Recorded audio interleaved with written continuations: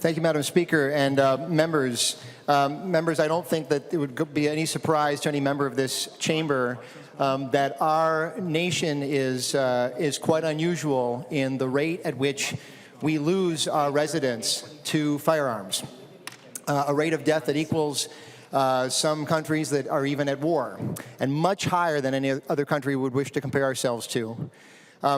Members, that's a reality.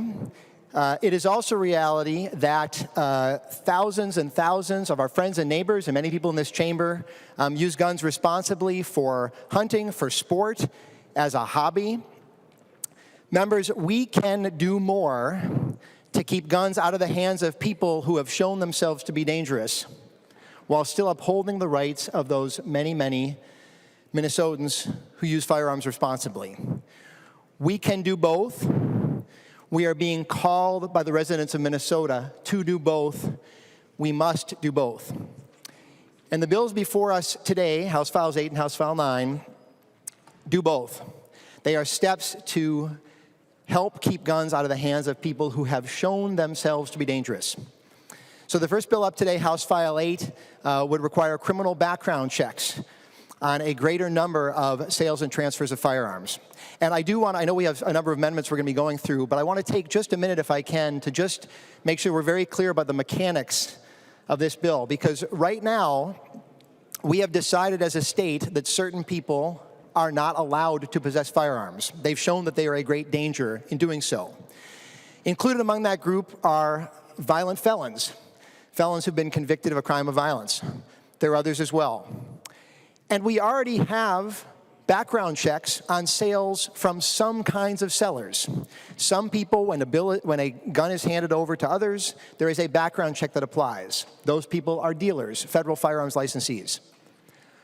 But there's another set of people for whom there's not that requirement.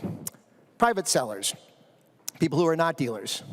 All this bill does is require that there be a background check done in the form of a permit to purchase or permit to carry when a gun changes hands from a private seller, and to have that person verify that the person receiving a gun is not themselves a violent felon.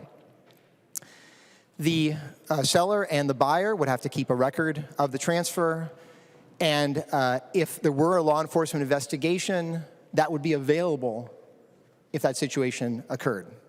And there are many, many exceptions in the bill for the transfers among immediate family members. Of course, if people are out hunting at the range, and a number of other exceptions as well.